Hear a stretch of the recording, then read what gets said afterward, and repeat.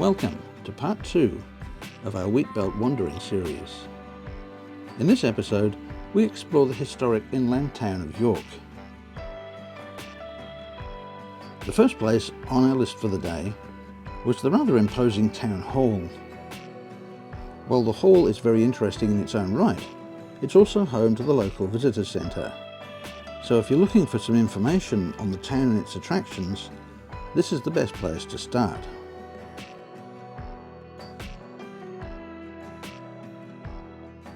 I think the York Town Hall is possibly the most impressive of all inland town halls, and its presence certainly dominates the main street of the town.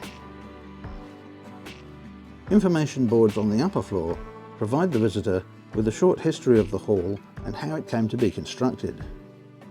We will be covering that in more detail on a separate video on the history of York.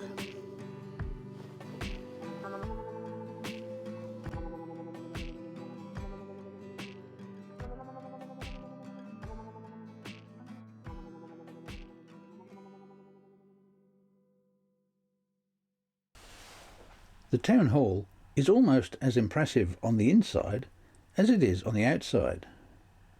It's a great location for the visitors' centre and an interesting place to just wander around.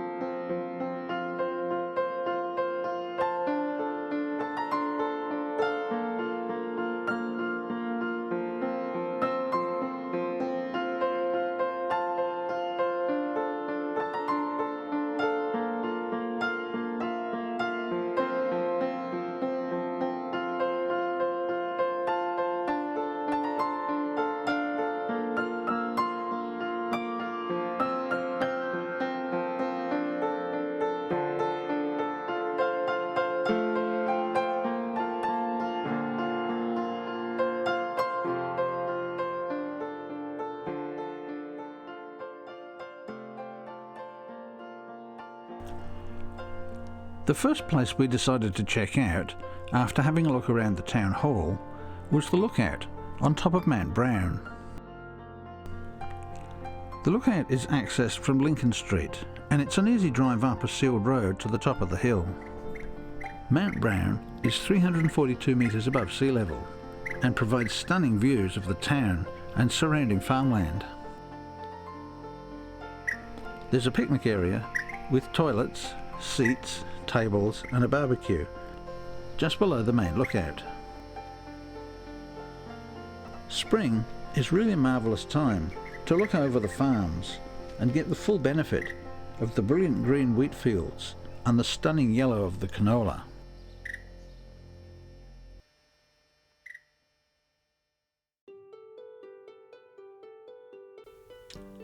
On the way back into town, we passed a couple of interesting buildings.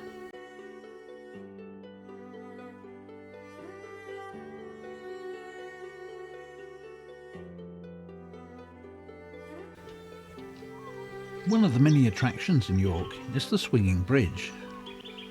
This bridge spans the Avon River and connects the new overnight RV rest area with the town. The RV rest area is located on the east bank of the river, and a picturesque Avon Park with picnic facilities, toilets and children's playground is located on the west bank.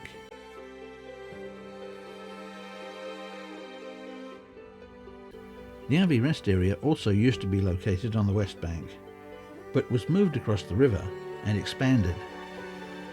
It's now a really great place for people with self-contained RVs and caravans to spend a night or two.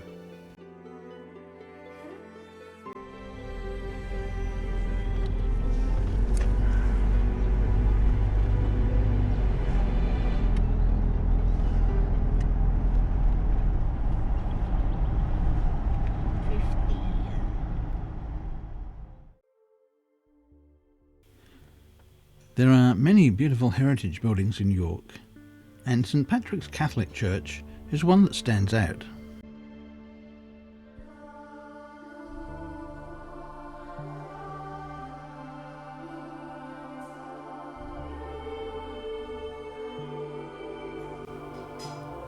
Another interesting church that you might like to visit is Holy Trinity.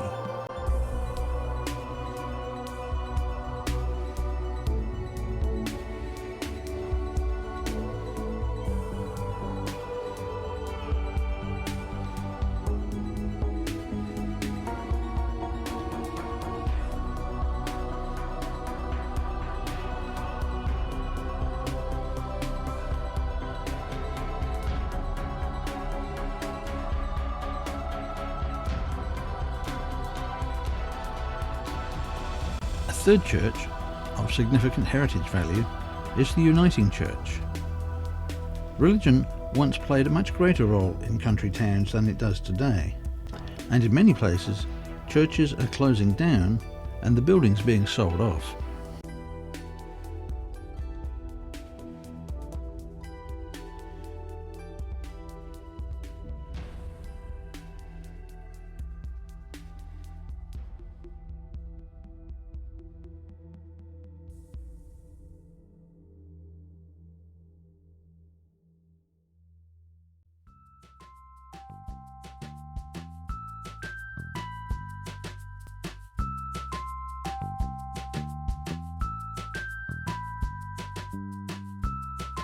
York is one of the most popular day trips from Perth, and it's easy to understand why it's so popular. There is so much to see and do that a day trip is usually not enough time to experience the town properly.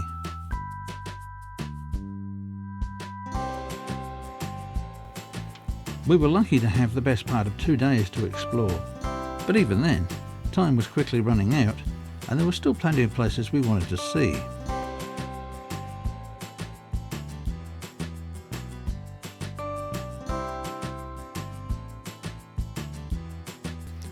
We did a bit of shopping in the shops along the main street. We checked out the local op shop and the healthy food store, and finally one that might not have been dedicated to healthy food but was certainly dedicated to fun and enjoyment. Penny Farthing Sweets has been operating in York for over 16 years. And we just couldn't resist calling in to have a look around a good old-fashioned lolly shop.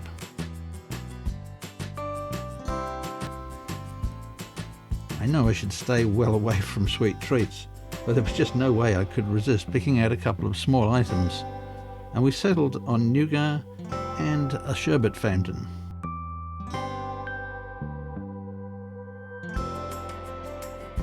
Not quite the kind of sherbet fountain I remember as a kid, but close enough, I guess.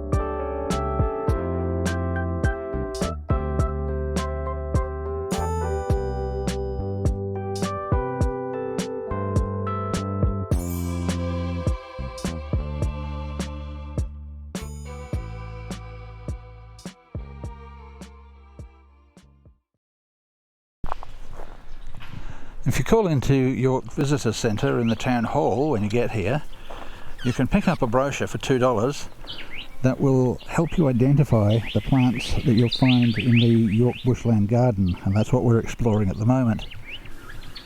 It's in town, and it's a section of land just set aside for wildflowers that are brought in, and in a way it's cheating because you're not finding them out in the wild. But if you've got limited time and you want to see some wildflowers, and you want to see quite a few actually because there's a lot in here, then it's a really time effective way of having a look around and seeing a few different species all at the same time. And this has been here since, I believe it's 2004, and it's fairly well established now. So if you are looking for wildflowers and you're not finding much elsewhere, this might be worth a look.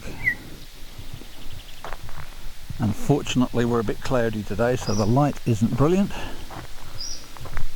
but we are just going to have a quick look around. We're running out of time. There's a lot to do in York and a lot to see. Some very, very pretty flowers in the garden here. I have noticed a couple of weeds, but of course the majority of them you're going to see here are natives.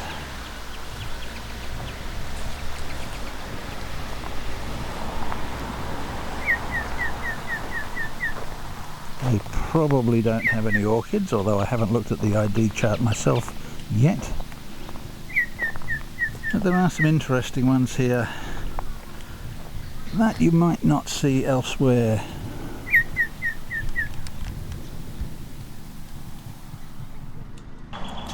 Well, today's been pretty busy. We are already mid-afternoon and not even close to getting finished with all the things we wanted to do today.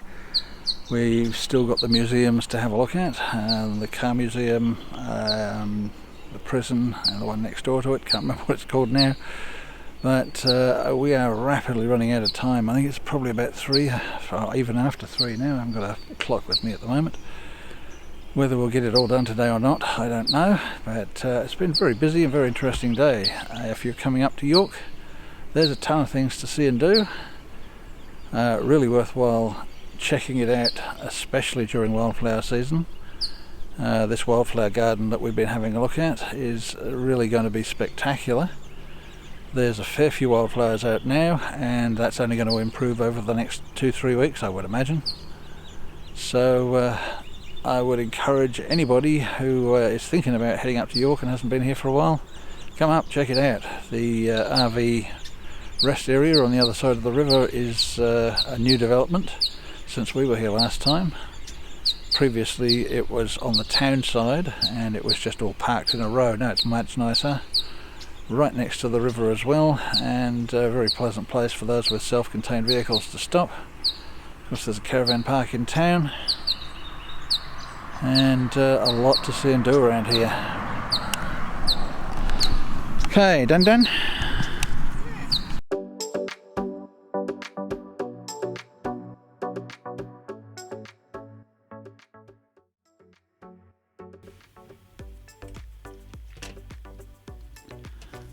The last place we managed to visit for the day was the York Motor Museum. Why we've never managed to see it before, I really can't explain. But boy oh boy, it was worth seeing.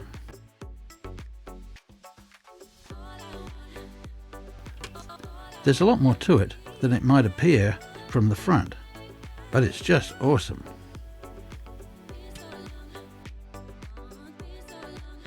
It's so good, in fact, that we'll be making a video later on just featuring the museum and looking at how it started and what the history of the museum is. But this is now the end of part 2 of Wheatbelt Wandering. Join us next episode as we head through Tamin, on to training, and to the first real camping stop of this trip, where we camp for a couple of nights at Wandering Dam. I hope you're enjoying this so far, and hopefully you'll be back next week to see the next episode. Cheers for now.